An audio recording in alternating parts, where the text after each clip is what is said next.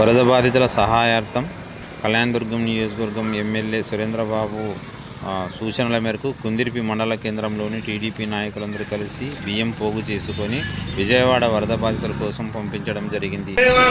వరద బాధితుల సహాయార్థం గౌరవనీయులు మన కళ్యాణదుర్గం ఎమ్మెల్యే అమిలినేని సురేంద్రబాబు గారు సహాయార్థం ఆయన అడుగుజాడల్లో మేము నడుస్తూ ఆయన సహాయార్థంలో మేము కూడా భాగస్వాములు అవుతూ కుందిర్పి మండల కేంద్రంలో చాలామంది రైతులు ప్రజలు తెలుగుదేశం పార్టీ కార్యకర్తలు ఉదయం నుంచి శ్రమించి మరి బియ్యం ప్యాకెట్లు సేకరించడం జరిగింది. వాటిని విజయవాడ తరలించడంలో భాగంగా మన కళ్యాణదుర్గం నియోజకవర్గంలో ఉన్నటువంటి సురేంద్రబాబు గారి ఆధ్వర్యంలో ఈ కార్యక్రమంలో మమ్మల్ని కూడా భాగస్వాములు చేసినందుకు మేము ధన్యవాదాలు తెలుపుకుంటున్నాం.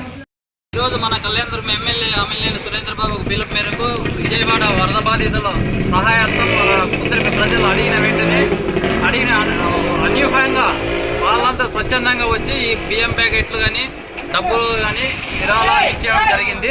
వాళ్ళంతా ఇచ్చిన వాళ్ళందరికీ ధన్యవాదాలు తెలుపుకుంటూ ముఖ్యంగా అమిలినేని సురేంద్రబాబు ఇంతకుముందు 50 లక్షలు విరాళం ఇచ్చినాడు. దాంతోపాటు ధాన్యము కూరగాయలు ఈరోజు కొన్ని లారీలతో తీసుకుపోయి వాళ్ళ సహాయార్థం వెళ్తున్నాడు. వాళ్ళందరికీ ధన్యవాదాలు తెలుపుకుంటున్నాడు.